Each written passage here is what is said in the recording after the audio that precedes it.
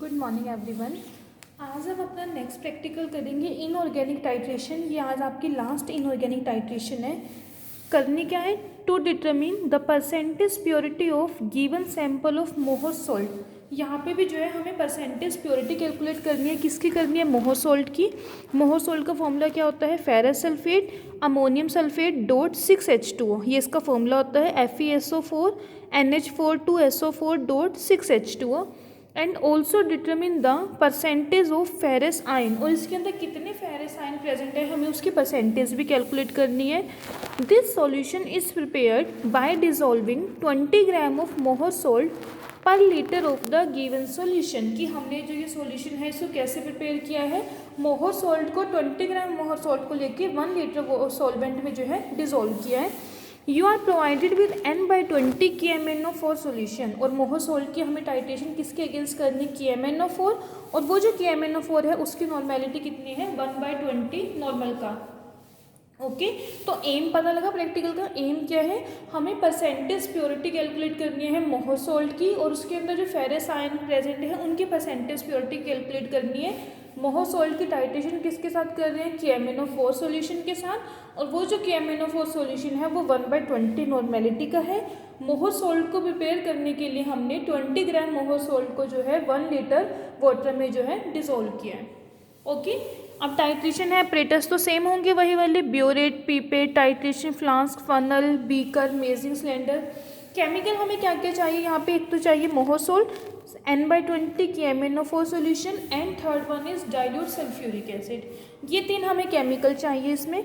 अब आगे देखो केमिकल इक्वेशन। अब केमिकल इक्वेशन कैसे है? देखो हम टाइट्रेशन कर रहे हैं मोहर salt versus KMnO4 solution. KMnO4 solution में से हमारे पास कौन सा आयन आ जाएंगे? MnO4 negative plus H positive plus 5 electron. ये जो 5 इलेक्ट्रॉन हमने लिखे हैं इसके बैलेंसिंग के लिए MnO4 नेगेटिव किस में चेंज हो जाएगा? Mn2 पॉजिटिव में प्लस 4H2 आ जाएंगे। फिर जो Fe2 पॉजिटिव आयन है उसकी ऑक्सीडेशन हो जाएगी और वो चेंज हो जाएगा Fe3 पॉजिटिव। एक इलेक्ट्रॉन यहाँ पे रिमूव हुआ है तो प्लस इलेक्ट्रॉन। दोनों इक्वेशन को कंप्लीट करने के लिए, कंबाइन करने के लिए हम क्या करेंगे? इलेक्ट्रॉन्स को बैलेंस करेंगे। यहाँ पे 5 इलेक्ट्रॉन्स हैं तो सेकंड इक्वेशन को भी जो है 5 के साथ मल्टीप्लाई कर देंगे और फिर हम दोनों इक्वेशंस को जो है ऐड करेंगे। MnO4 नेगेटिव प्लस इस इक्वेशन को 5 से मल्टीप्लाई कर रहे हैं तो 5 Fe2 positive plus 8H positive. 5 electron से 5 इलेक्ट्रॉन्स कैंसिल हो जाएंगे। Mn2 पॉजिटिव ये भी 5 से मल्टीप्लाई होगा, 5 Fe3 पॉजिटिव प्लस 4H2O। ये आपके पास जो है ओवरऑल कंप्लीट जो है रिडॉक्स रिएक्शन आ जाएगी। ओके अब आगे इसका प्रोसीजर देखते हैं। हमें प्रोसीजर कैसे फॉलो करना है इसमें। First of all rinse and fill the burette with N/20 KMnO4 solution. सबसे पहले ब्यूरेट को वॉश करेंगे और उसके अंदर जो है 1/20 नॉर्मल का KMnO4 सॉल्यूशन जो है वो फिल कर लेंगे। Pipette out 5 ml of Mohr salt solution. 5 ml जो है मोहर सॉल्ट हम पिपेट आउट कर लेंगे। उसके अंदर 1/4 पार्ट जो है टेस्ट ट्यूब का ऐड करेंगे। देखो हर बार हम जो है 10 ml लेके चल रहे हैं, यहाँ पे हम 5 ml ही कर रहे हैं तो हम यहाँ पे 5 ml पिपेट आउट करेंगे। और जो टेस्ट ट्यूब होती है उसका जो 1/4 पार्ट होता है मीन्स हाफ का भी हम हाफ कर देंगे। हम 10 ml में हाफ टेस्ट ट्यूब डालते हैं, ये 10 ml का भी हाफ हमने 5 ml लिया है ना, तो हाफ टेस्ट ट्यूब को भी हाफ कर देंगे मीन्स 1/4 पार्ट जो है उसके अंदर सल्फ्यूरिक एसिड का ऐड करेंगे। Then add KMnO4 solution from burette into titration flask in small amount with constant shaking. मैंने आपको पहले भी बताया था जब हम KMnO4 के टाइट्रेशन कर रहे थे कि जो KMnO4 है it act as a self indicator. इस केस में हमें किसी भी इंडिकेटर की रिक्वायरमेंट नहीं है, तो सबसे सिंपल टाइट्रेशन है, मोहर सॉल्ट लेना है, उसके अंदर सल्फ्यूरिक एसिड डालना और डायरेक्ट जो है टाइट्रेट करना हम स्टार्ट कर देंगे। Continue the addition of KMnO4 till we get permanent light pink color। KMnO4 की वजह से जो है सॉल्यूशन का लाइट पिंक कलर आ जाएगा, वो उसका जो है इक्विवेलेंस पॉइंट या फिर एंड पॉइंट हो जाएगा। हमें पता चल जाएगा कि टाइट्रेशन है वो कंप्लीट हो चुकी है। Okay repeat the procedure to get a set of 3 concordant readings. और यही सेम प्रोसीजर जो है हम 3 बार जो है रिपीट करेंगे जिससे जो है हमें कॉन्कॉर्डेंट वैल्यू जो है वो ऑब्टेन हो जाएगी। उसके बाद हम क्या करते हैं? ऑब्जर्वेशन टेबल बनाते हैं। सीरियल नंबर टोटल आपको 3 रीडिंग्स लेनी है 1 2 3। इनिशियल रीडिंग कहाँ से आपने स्टार्ट किया है, देन फाइनल रीडिंग। वॉल्यूम निकालने के लिए हम क्या करेंगे? Final reading minus initial reading. Final में से इनिशियल को माइनस कर देंगे, वो आपके पास वॉल्यूम आ जाएगा, कितना वॉल्यूम KMnO4 का यूज़ हुआ है। तीनों का जो है हम मीन ले लेंगे, that is your concordant reading. Okay now calculations. First step क्या है कैलकुलेशन में, to calculate the normality of Mohr salt solution. सबसे पहले हमें जो है मोहर सोल्ट जो हम यूज़ कर रहे हैं वो कितने नॉर्मल का यूज़ कर रहे हैं उसकी जो है हम नॉर्मेलिटी कैलकुलेट करेंगे। नॉर्मेलिटी इक्वेशन अप्लाई करेंगे। क्या होती है normality equation, N1V1 is equal to N2V2। N1V1 मोहर सोल्ट के लिए, N2V2 की MnO4 के लिए।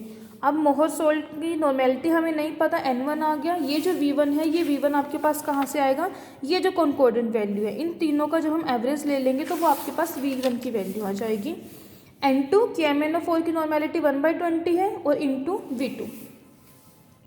सॉरी इसमें एक मिस्टेक होगी, नहीं ये जो आप यूज़ करें मोहर सोल्ट का वॉल्यूम, मोहर सोल्ट तो आपने पिपिट आउट किया ना, तो ये जो 5 ml लिखा है ये कितना आपने पिपिट आउट किया है, ये है मोहर सोल्ट का वॉल्यूम, तो pipette out 5 ml of Mohr salt. यहाँ पे आएगी वो कॉन्कोर्डेंट रीडिंग जो मैं कह रही हूँ ना V2, ये जो तीनों का एवरेज आएगा दैट इज़ V2। ओके, कि MnO4 को जो है हम वॉल्यूम देख रहे हैं तो ये होगा V2 आपका। यहाँ पे आप जो है वो कॉन्कोर्डेंट वैल्यू जो है वो फिल कर दोगे, सोल्व करोगे इसको, N1 की आपके पास वैल्यू आ जाएगी, let it be A। Second step, to calculate the strength of Mohr salt in the given solution. इस स्टेप में जो है आपको मोहर सोल्ट की स्ट्रेंथ कैलकुलेट करनी है। अब देखो स्ट्रेंथ का फॉर्मूला क्या होता है, normality multiply by equivalent weight. मोहर सोल्ट का जो इतना बड़ा वो फॉर्मूला है FeSO4NH4 2SO4.6H2O।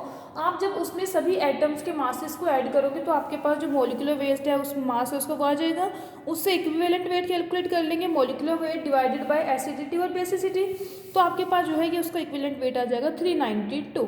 इसको जो है जो आपने फर्स्ट स्टेप में नॉर्मेलिटी कैलकुलेट की है उसके साथ मल्टीप्लाई कर दोगे तो आपके पास जो है इसकी स्ट्रेंथ आ जाएगी। Okay, third step, percentage purity हमें कैलकुलेट करनी है। To calculate percentage purity of Mohr salt.